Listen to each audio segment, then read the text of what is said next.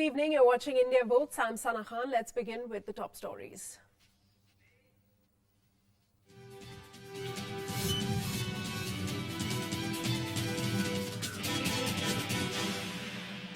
Polling in the second phase of Lok Sabha polls held in 6 more seats. Moderate turnout in the 4 northeastern states. 92 Lok Sabha seats at stake when India votes in the third phase of polling on Thursday. Several heavyweights in the fray. BJP's Prime Ministerial nominee Narendra Modi among prominent leaders to file nominations. Modi files his papers from Vadodara. And Samajwadi Party leader Azam Khan faces charges of model code violation for his controversial remarks on Kabul martyrs. EC probing the tape of his speech.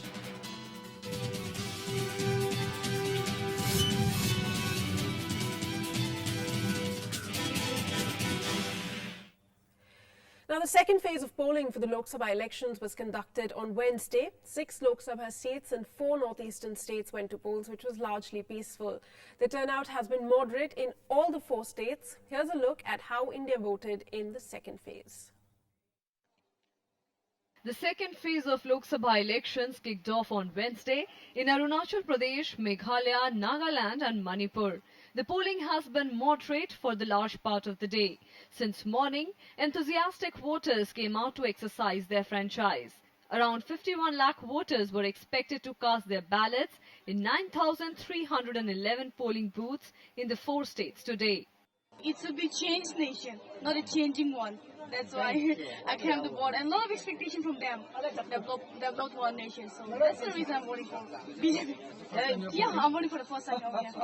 जिसको भी BJP Congress जिसको भी बनाओ कुछ मिलने वाला नहीं है हम लोग अभी भी हम लोग अपना डेमोक्रेसी का स्वतंत्र जो हम लोग अपना ये डेमोक्रेसी के नियम में हम वोटिंग कर रहे हैं नहीं तो हम लोग को हम कुछ भी नहीं चाहिए We do expect a good leader, so definitely that's going to be the choice for everyone. Meghalaya recorded 53% polling till 3 p.m. as voting took place at a brisk pace for the 2 Lok Sabha seats in the state. Among the top contenders for these seats are NPP chief P.A. Sangma, Congress MP Vincent Pala and former student leader Paul Lingdo. Over 50% voters had cast their ballot till 2 p.m. in the outer Manipur Lok Sabha constituency as polling was held for one of the 2 seats in the northeastern state. Clear weather encouraged enthusiastic voters in Nagaland's lone Lok Sabha constituency on Wednesday, with more than 60% of the ballots cast till 2 p.m. Polls for the 2 Lok Sabha and 49 of the 60 assembly seats of Arunachal Pradesh also went off peacefully. Among the 8 candidates in the western seat are Congress nominee and sitting MP Takam Sanjoy locking horns with former MP Kiran Rijiju, a BJP nominee. In Eastern Parliamentary seat, Union Minister of the State for Minority Affairs, Ninong Ering of Congress is contesting against BJP nominee Tapir Gao and Wagman Lawangcha of the People's Party of Arunachal ticket. Both the Lok Sabha seats have been won by the Congress since 1975, but for 2004, when it was won by the BJP for the first time. In the assembly polls, the main contest will be between Congress and BJP, but the new entrant, Naga People's Front, along with PPA and NCP, are expected to put up a formidable fight in several states. Altogether, 155 candidates, including 5 women, are in fray for 49 of the 60 assembly seats in the state. Bureau Report, Rajya Sabha TV. All right, to get a sense of how the voting went by, let me go across to my colleague Pranav Goswami. He joins me right now from Delhi. Pranav, we do hear that voting went off incidents-free mostly, and it was quite brisk and moderate, but the numbers really weren't that high as far as the voters are concerned. What are the latest figures that you have? Pranav, if you can hear me. Yeah, we have been witnessing very high voter turnout in past elections in northeastern part of India, but this time it has not gone up so much. But we've seen very significant voter turnout, especially women and first-time voters. They came out and they were very enthusiastic to cast their vote. if you talk about issues, there are so many issues. As you know, that these northeastern states, they always look at the center for development work and they are lacking basic infrastructure. And in Manipur, the most important issue is about AFSPA, Armed Force Special Powers Act, and you know that the Room Sharmila is on hunger strike from last 14 years, and she is demanding a complete repeal of this act. There are other issues also, but we can say that it seems that Congress is very strong, at least in 3 states, Manipur, Arunachal and Meghalaya. They've been ruling in these states, but in Nagaland, the regional party, Naga People's Front, is very strong. So Congress will be definitely hoping and will be they will be very optimistic to get more seats at least from these 3 states. All right, Pranav. So the highest voter turnout, it seems right now, is coming from Manipur, 40% that was recorded last. Thanks so much for joining us with those latest inputs. Meanwhile, we'll also be talking about the other election, the third phase that's going to come up tomorrow in just a bit. But right now, talking about voting in these 4 northeastern states of Arunachal Pradesh, Nagaland, Manipur and Meghalaya, the highest voter turnout that was recorded was about 40% of 9 lakh voters. They'd already cast their vote during early hours of the day, but we're expecting that figure to go up much higher. A total of 10 contestants from the BJP, Congress, Trinamool Congress and the Naga People's Front, along with other parties, were in fray. It's supposed to be a multi-party contest over there. And the last phase of polls, though, in any of these northeastern states will be held on the 17th of April. That will be for the inner Manipur seat. Meanwhile, in Nagaland, Dimapur reported a turnout of 9.9%. That was again in the early hours of the day. 11% was recorded in Arunachal Pradesh. Now, polling for the third phase of elections, as we were talking about, is to be held on Thursday. As many as 92 parliamentary constituencies spread across 11 states and 3 union territories will go to polls. Nearly 11 crore voters are expected to cast their vote in this phase. Here's a look at what's at stake in phase 3. The stage is set for the third and one of the biggest phases of Lok Sabha elections 2014. A total of 92 constituencies spread across different states will go to polls on Thursday. Crucial states like Jammu and Kashmir, Haryana, Delhi, Uttar Pradesh, Bihar, Jharkhand, Orissa, Madhya Pradesh, Chhattisgarh, Maharashtra and Kerala, along with Union Territories, Andaman and Nicobar Islands, Chandigarh and Lakshadweep will face polls in this phase. In Delhi, voting will be held in all 7 parliamentary constituencies. These include New Delhi, Chandni Chowk, East Delhi, New Delhi, Northeast Delhi, Northwest Delhi, West Delhi and South Delhi. An estimated 1.27 crore voters will decide the fate of a total of 150 candidates, including Union Minister Kapil Sibal, former Minister Ajay Makar, Delhi BJP President Harsh Vardhan, former DPCC Chief JP Agarwal, Sheila Dikshit's son Sandeep Dikshit, BJP spokesperson Meenakshi Lekhi and Bhojpuri singer Manoj Tiwari. In the 2009 elections, the Congress won all 7 seats in the national capital. Electoral rolls are ready, electronic voting machines are ready. Polling personnel have already been drawn from central government, state government and public sector undertakings. We have also drawn 35,000 ranks of Delhi police, as also 40 companies of central paramilitary force have been deployed. We have conducted a detailed vulnerability mapping exercise in Delhi. We have identified critical polling stations and have also taken steps to seal the bordering areas. The 10 Lok Sabha seats in Haryana will also go to polls on Thursday. In 2009, the Congress won 9 of the 10 seats, while the Haryana Janhit Congress won the remaining 1. The southern state of Kerala also goes to polls in the third phase.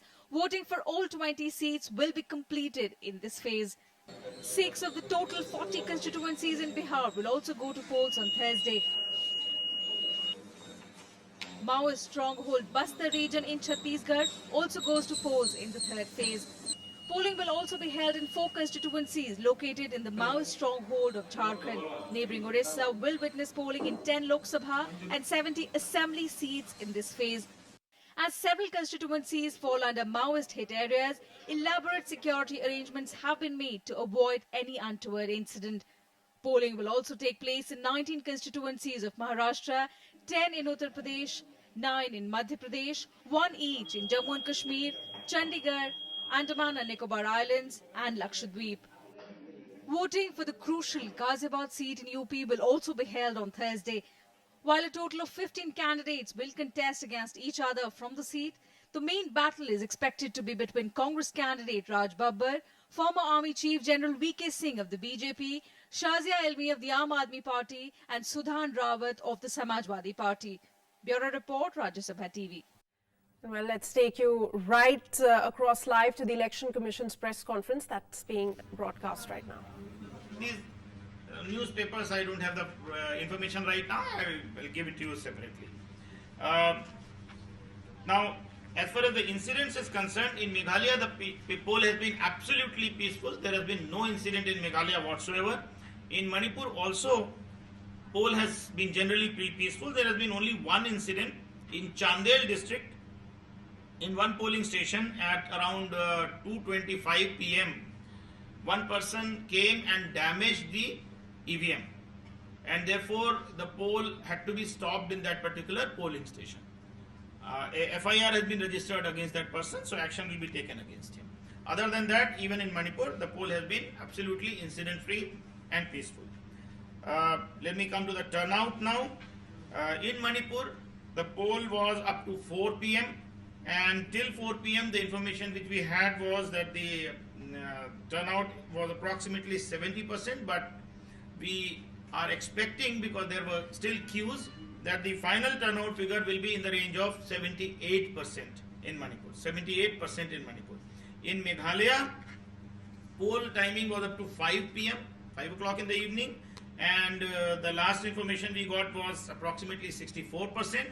However, again, as I said, there will be some queues there and some people are still likely to vote. So we are expecting that in Meghalaya, the turnout is likely to reach 66%.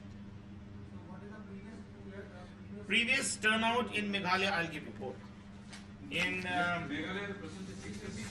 it's likely to reach 66. Currently, the information which we have is 64, but because people are still in queue, it is likely to reach 66%.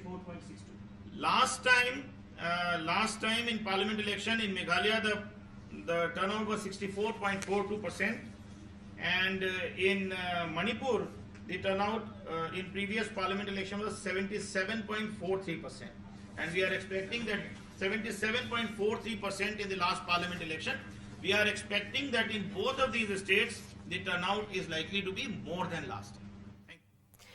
All right, according to those latest figures, it looks good, 64% voter turnout in Meghalaya till 5 p.m. and 70, which is likely to go up to 78% in the state of Manipur.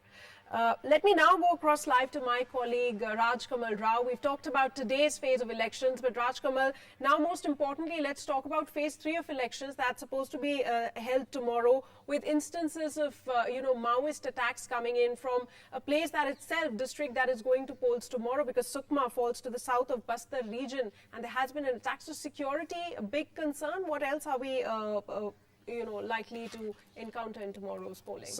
Sana, not only Chhattisgarh, even Bihar is on the radar of Maoist activities. We have seen recent attacks in villages near Bihar and Nepal border.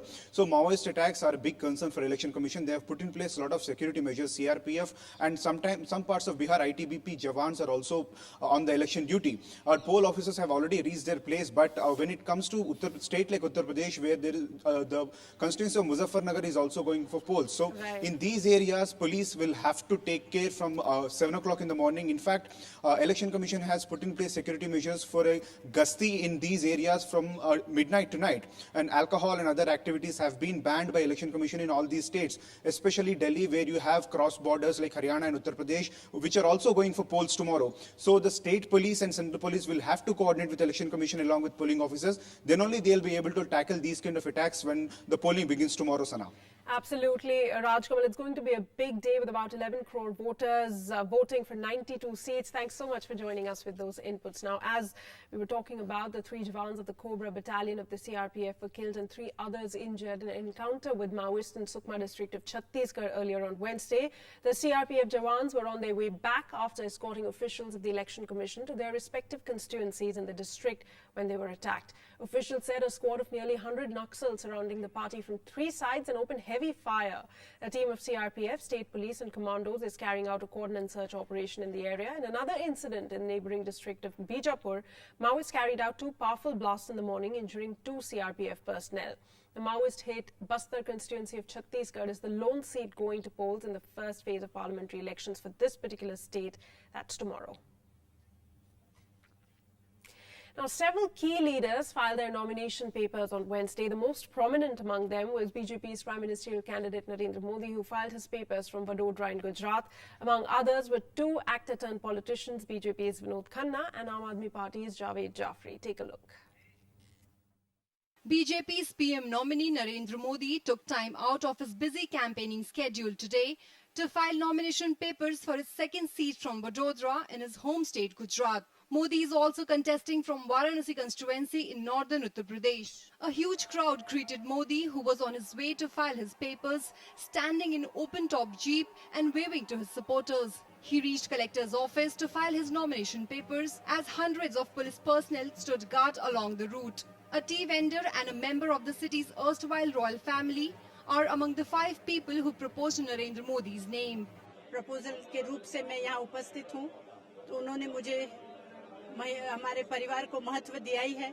उनका सुशासन की बात करी तो पूर्ण विश्वास है कि वही दाखला अपने सामने रख के वो हिंदुस्तान के प्रधानमंत्री के पद पे जब बैठेंगे तभी वो याद करके सुशासन भी हमारे देशवासियों को जरूर देंगे। Vadodara is considered as one of the major BJP stronghold constituencies. 6 of the 7 assembly seats in the constituency are held by the BJP, while the remaining seat is held by an independent who is also now in the party fold. In the forthcoming polls, Modi will be challenged by Congress's Madhusudan Mistry and AAP's Sunil Digambar Kulkarni, who was picked yesterday. After filing his papers, Modi urged people to vote for his party. 30 तारीख को भारी मतदान करके कमल के निशान पर button दबा करके भारतीय जनता पार्टी को भव्य विजय दिलाएंगे। Among others, 2 actor-turned-politicians also filed their papers. BJP's Vinod Khanna filed papers from Gurdaspur in Punjab, while Javed Jafri filed his papers from Lucknow Lok Sabha seat. मुझे विश्वास है पूरी तरह कि गुरदासपुर की जनता मुझे बहुत बड़े बहुमत से जिताएगी यहाँ से, क्योंकि यूपीए सरकार जब भी दिल्ली चाहिए उन्होंने इतने कोई भी प्रोजेक्ट सानू नहीं देता। बाजवा साहब जब दे आए कोई भी प्रोजेक्ट इतने उन्होंने नहीं किया, किसी को पैसे नहीं बढ़ने एमपी फंड को।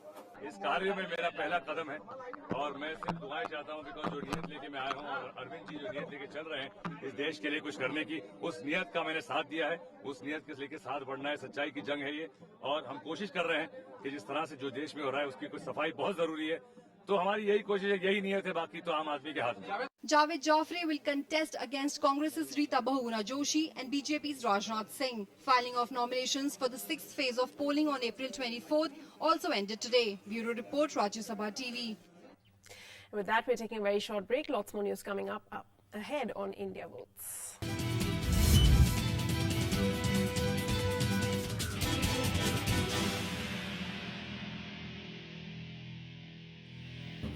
Thanks for staying with us. Now, Uttarakhand Chief Minister Harish Rawat's wife Renuka Rawat and former Chief Minister Vijay Bahuguna's son Saket Bahuguna figure in the list of Lok Sabha candidates announced by the Congress earlier on Wednesday. Rawat's wife has been fielded from the Haridwar seat represented by him in the past. She has been pitted against former BJP Chief Minister Bhuvan Chandra Khanduri from the seat. Saket will contest from Tehri Garhwal, a constituency from where his father had won in 2009 Lok Sabha elections. The third candidate finalized by the Congress is Senior Minister in the state government Harak Singh Rawat, who will contest from the Pauri Garhwal seat. The seat is represented by Satpal Maharaj, who recently switched over to the BJP from the Congress. And moving on, the BJP has moved the Election Commission against Uttar Pradesh Minister Azam Khan's controversial remarks on Kargil martyrs. The Election Commission has sought details of his speech at a rally in Ghaziabad on Tuesday. He was campaigning for Samajwadi Party candidate Nahid Hassan. The BJP has demanded strong action by the Election Commission against Samajwadi Party, accusing it of trying to divide security forces on communal lines during elections. Now, complying with the Election Commission's order, West Bengal government on Wednesday removed 7 officials from their existing posts. They were replaced by different officials as desired by the poll panel. The EC had directed the State Chief Secretary Sanjay Mitra to execute the order by 10 a.m. today. After breathing fire, Mamata Banerjee government buckled under unrelenting pressure last night and agreed to transfer 7 of the officials as the Election Commission put its foot down and gave an ultimatum for complying with its order by Wednesday morning. Tomorrow morning again we are sending a letter. Opinion our government will give this letter. One of the letter is job in response to their letter. সুতরাং 5 জন অফিসারকে ওনারা বলেছেন appoint করতে আমি করে দেব কারণ আমার আরো সুবিধা হবে। The Election Commission is a quasi-judicial body and all its decision is mandatory after the Code of Conduct comes into force. Therefore, she had no other way. She had to bow down to the public opinion, to the constitutionality of the country, and even to the suggestion that has been made by her own officers. And just a day before voting in Delhi for elections, Aam Aadmi Party chief Arvind Kejriwal met the auto driver who attacked him on Tuesday during his campaign. Kejriwal said he has forgiven the assaulter after meeting him. The auto driver, Lali Prasad, said attacking the Aam Aadmi Party leader was a big mistake. Arvind Kejriwal was slapped by him on Tuesday during a road show in New Delhi's Sultanpuri. The attack had left the 45-year-old leader with a swollen left eye.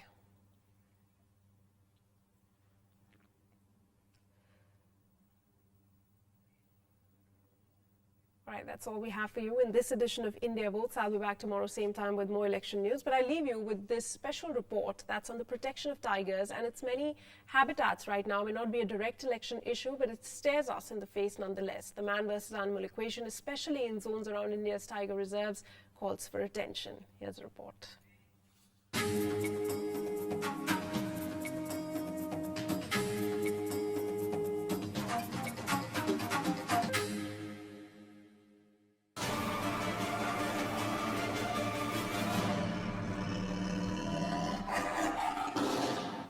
Sariska in Rajasthan reported the wiping out. Panna in Madhya Pradesh added to the panic. Tigers were relocated to both sanctuaries. Even amid this bleak picture, a little-known sanctuary has achieved wonders. At the Valmiki Tiger Reserve in Bihar, the tiger population has actually expanded and naturally. From just 8 of the wildcats left in 2008, there are 22 here in 2014. A turnaround for this protected area from obscurity to relevance and appreciation. Team of the forest officers who are posted there currently and before that also, they have made it possible to turn around the development of VTR. Another important factor is the posting of the SSB there, because that has helped us in controlling the poaching activities or other criminal elements who were roaming around in that area. The Valmiki Tiger Reserve lies on the northeastern tip of the India-Nepal border, the only protected area of its kind in Bihar. In 2001, the Saharashtra Seema Bal (SSB) set up outposts here as part of deployment on the India-Nepal border. Criminal elements were cleaned up. Today, this reserve follows a classic forestry formula categorized under 3 broad heads: protection and preservation activity, habitat enhancement, and ecosystem development. Anti-poaching camps, tiger tracker and patrol parties are key players in implementation of this formula. We are trying to create a suitable environment by habitat management, by other activities, so that the ecological aspect, quality of the forest improves, the wildlife numbers increase, tourism people who they come here for, what they come here for, they can see that, and a sort of mix of protection and tourism will be good both for the sanctuary as well as for the people. A population of some 80,000 people in the area present a challenge in their needs for firewood. Also, 60,000 livestock and cattle feeding off the forest caused severe damage to flora, calling for stronger steps from the forest management. Took the help of this youth of the fringe villages and hired them as a tiger tracker, patrolling party and anti-poaching camp labor worker. So we have got the very unique situation as far as this protection of this wildlife is concerned. We are doing the protection 24 hours and 7 days. Rising population figures pose a huge threat to protection of the natural habitat of endangered animals like the tiger. Around India's all crucial forest reserves, it's an issue that seeks urgent attention. Amrita Anshurai's report for Rajya Sabha TV.